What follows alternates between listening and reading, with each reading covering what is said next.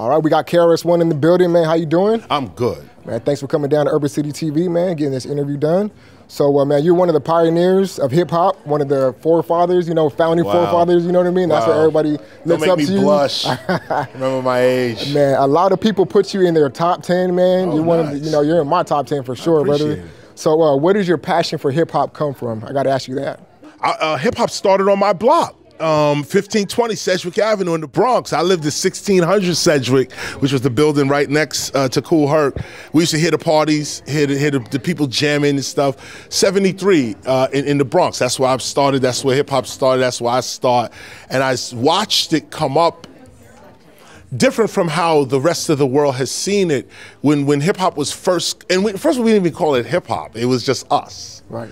And it was like a place like this, like a little smaller than this, but it was a spot just like this, open room area. Guy named Kool Herc would come and bring his equipment, start playing in this area here. I was like 8 years old, 7. My friends were 6. We was no more than 10 years old when we was hearing all of this, and we started dancing to the breaks and this kind of thing.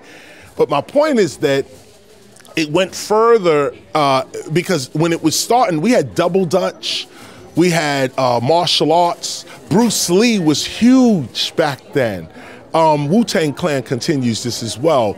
But what we saw in 1979 with Rapper's Delight, that's when everything went the other way, where the culture of hip-hop started making money. And we needed that money. I ain't even gonna front. We needed that money. But we also saw how the money corrupted the purity of what we was doing from 73 to 79. Gotcha. And after like the 80s, then everybody started doing it. Right. And it was like, you know what? Those that are true to the original art are just gonna have to stay true. And what's interesting is that when I say original art, it wasn't original Bronx art. Right. It was a urban feeling in the United States that was already on the West Coast. Right. But you guys had it through breaking. Right, yep. Popping and all that, that's here, that comes from here, Fresno. Yep. Oh man, you guys, we got that, we started doing, anyway. Yeah, so you guys had the hip hop side, the MCing. The MCing. Down, that's what you guys introduced into the game.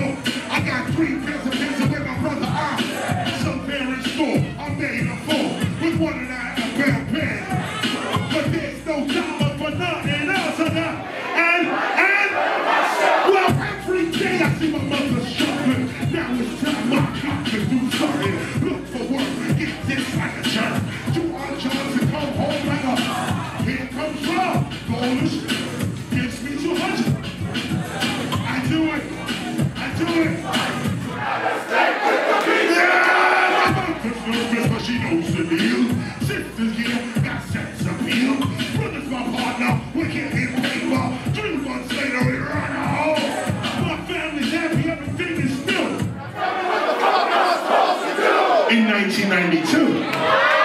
So what was the first song that you heard that made you fall in love with hip hop? Because you mentioned Kool Herc. Oh yeah, I was listening to tapes. Okay. We was listening to tapes. The first tapes, bounce, rock, skate, roll, bounce. Oh yeah. Rock, boom, boom, boom, boom, boom, boom.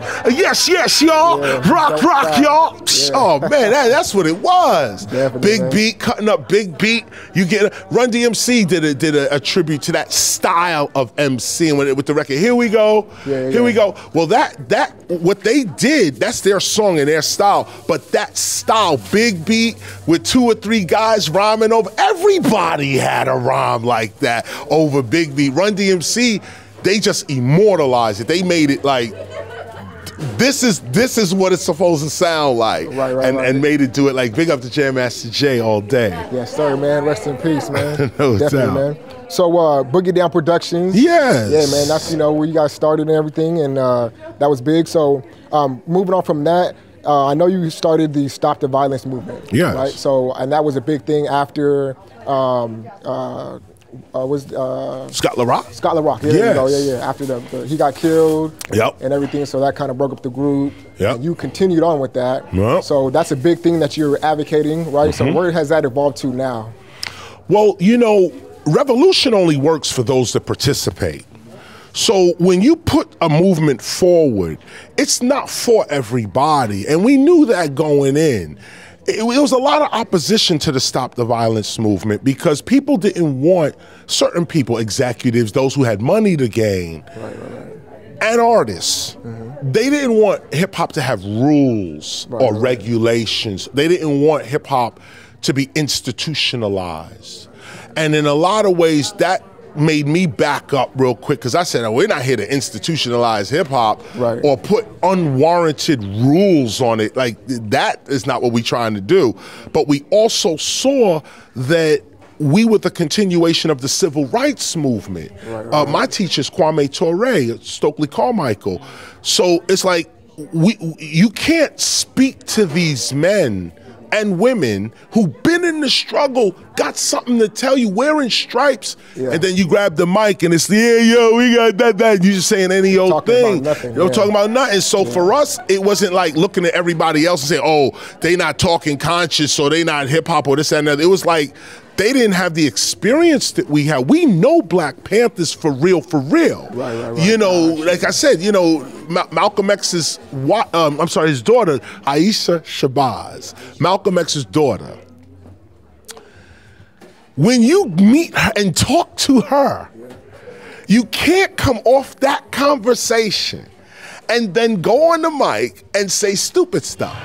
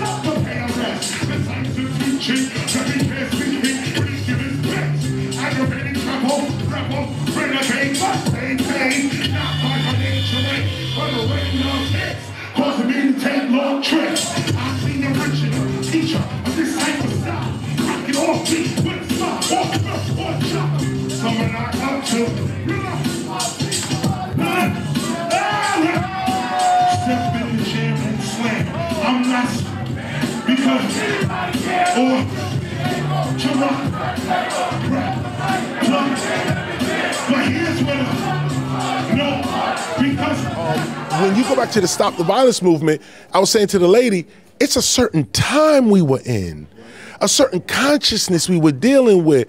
You know, thank you, X-Clan, you know, more righteous teachers, the 5%ers were a lot more prevalent back then. We were conscious, we were trying to find ourselves. Today, it's just not like that. But I say this respectfully because it doesn't need to be either anymore. The internet has flattened everything. It has flattened everything. So back in the days where it mattered if you knew something. Like, you know, it mattered if you knew something. Today, everybody could go to their phone. Google anything. Any whole college career on the phone, okay? You can go right there, learn anything you want to learn right there on the phone. People are dumber today. Because they don't use their brains enough. They don't use their brains enough. They're here. And it's so funny because nobody knows anything, yet everything is on the phone. Exactly. Yeah, that's But true, no one knows anything. You ask somebody, yo, you know, talk about the 60s. Give me the 70s. Let me look it up. Let me look it up. Let me Google it. Yo, listen, let's cross the street. Oh, I gotta look it up. Look, God damn, like, you know. But I say that just not as a criticism. I say the times are different now. This is not a Stop the Violence movement time. Hip means to know. It's a form of intelligence. To be hip is to be updated and relevant. Hop is a form of movement. You can't just observe a hop. You gotta hop up and do it. Hip hop is more than music. Hip is the knowledge. Hop, that's the movement. Hip hop is intelligent movement or relevant movement. We selling the music right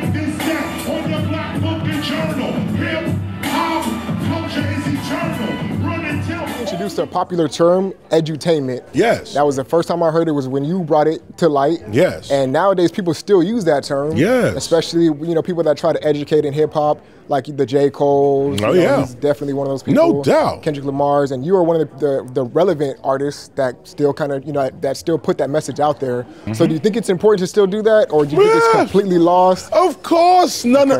It's not completely lost. Any concerned adult is gonna write and speak about the times they're in. Right.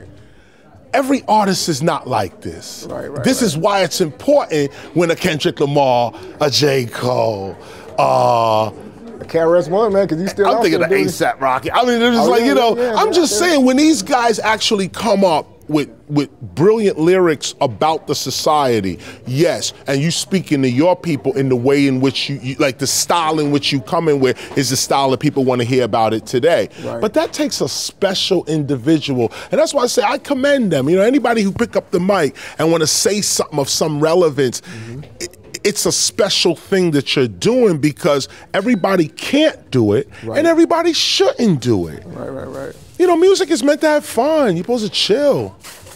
You know, you're supposed to not be thinking about revolution. Right, exactly. It's easy just to do the other thing than to try to educate. And you get more money. Right, exactly. So, I mean, wait a minute. Think about that for a minute. Yeah. It's actually non-productive to do what we doing. Yeah. It's crazy, man. That is crazy. Almost in a sense. It's almost destructive, self-destructive, the cross.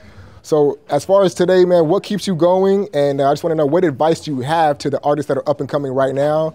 You know, what would you tell them? You know, people that are listening, any artist, anyone that's even a poet, anybody that's in the industry that's trying to come up the way that you came up, what advice do you have to give them? So your motivation, and then what can you give, you know, as far as some advice, some edutainment, some education to anybody that's coming up after you? My motivation is G-O-D. That's my motivation, God. I'm a philosopher by heart, and philosophy tends to make you an atheist. You know, the end result of philosophy is there is no God. That's the end result of it. But I have too many experiences in my actual life. I can't deny God. Like, I can't deny. That too many things went down that I had nothing to do with, that was to my benefit. And not just benefit like my financial benefit, but like my life. Like when you were supposed to make a left, something said make a right. And you made the right and there was death on the left. I was like, word. I didn't even think So the first inspiration is God. That's the first thing. Second, ancestors. My ancestors are walking with me every day. You know what I'm saying? We talk up our ancestors all the time. Scott LaRock, JMJ, Big Pun, Tupac, Biggie. We walked with these brothers, drank with these brothers. This is our family.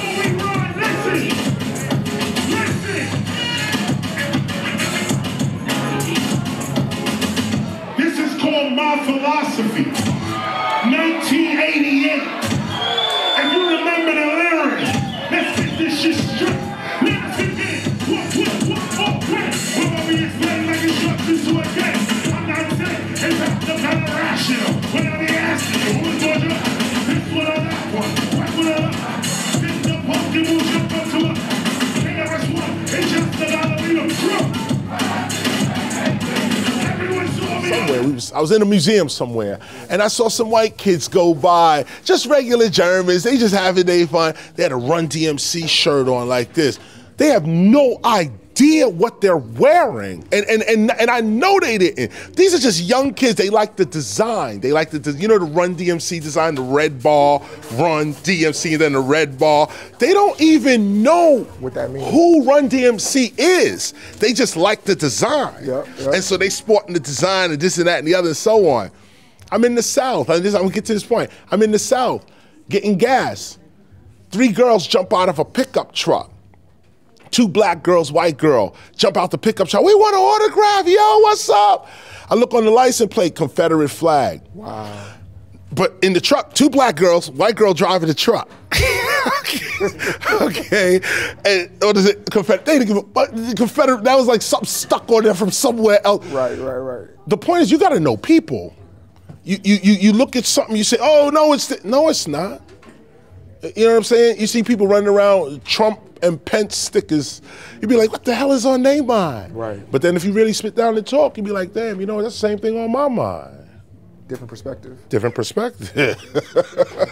So what advice do you have for the up-and-coming artists? Right. Just, yeah, you know? Charity is the best way to wealth. Okay. Don't let nobody kid you and tell you that your art is not worth money. There you go.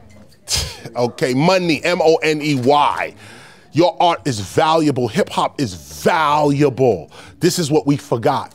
People are just doing their music and putting it online. Don't do that.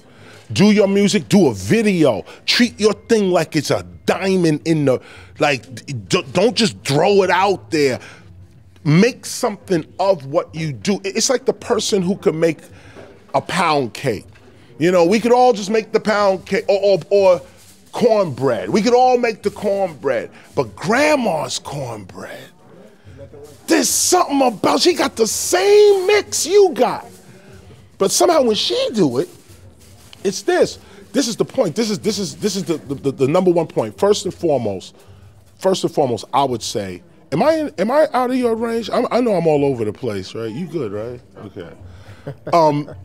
First and foremost, charity is the best way to wealth. Give it away. Gotcha. Nice. Give it away. And look what I just said. Your talent is worth money, so give it away. Again we start. Let me say my part. I'm not the only one who has our heart. It took some time for the heart to come, but it's here. And everybody's in fear. Crashing through the door of their heart. Bringing an end to this gold chain war. What you saw, KRS One is now seen. Another fly human being. Excuses for the loser. Change, sit, your pip, your abuser. You don't like it, but you gotta keep pushing until somebody starts pushing. All these suckers paying a rolling party. No, man, I ain't buying it. You see the things that think a body can be taught, then everyone else can be bored. What you took a short, one guy hasn't been paid. He is a jack of slaves.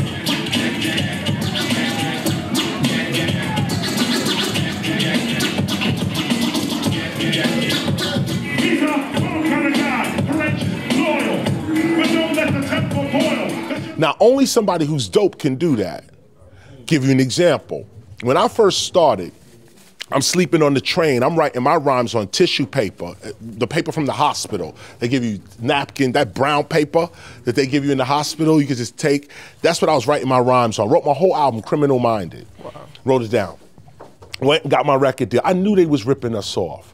Okay, but I'm homeless in the street. I ain't got nothing. I'm walking up and down the street or riding the train, okay? Somebody come up and say, yo, I'm gonna put your record out. Now, I know you gonna rip me off. I know I don't understand business. I don't know nothing.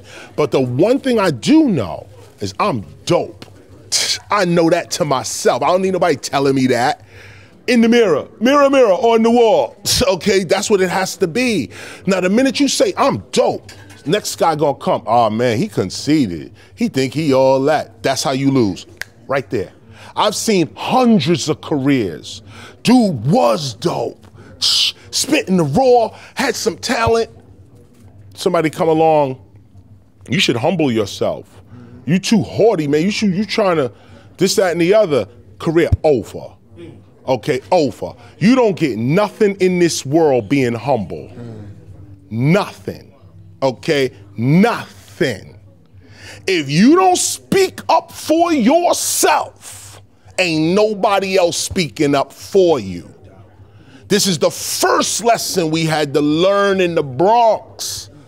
When we was in New York, Brooklyn was what everybody was yelling. Brooklyn, Brooklyn. That's what it was. Here I come. I was born in Brooklyn, but I was living in the Bronx. So I wrote this record, South Bronx, South Bronx, trying to pick up my little neighborhood, what we doing over here. Come to find out, even though I'm talking about my neighborhood, the record went national. Later on, I had members of NWA on different occasions say, yo, man, when Criminal Minded came out, that's when we got out, that's when we got together. It was like, this is what we trying to do right here. I've had them say this on different occasions. Right. But the point is that, let me go back, you got me reminiscing. First, give it away. First, realize that your art is valuable. Second, realize that you are dope. You are the one. There you go. Not conceit, confidence. Confidence. If you ain't got no confidence in what you're doing, forget it. You might as well just pack up. Or wait for someone to give you an opportunity, which is like 70% of these artists out here today. No confidence, they don't know, they don't have themselves. Right. They just got hooked up. They had a little talent, and somebody said, yo, I'll hook you up, this, that, and the other, you know, so on. But when do you say to yourself in the mirror,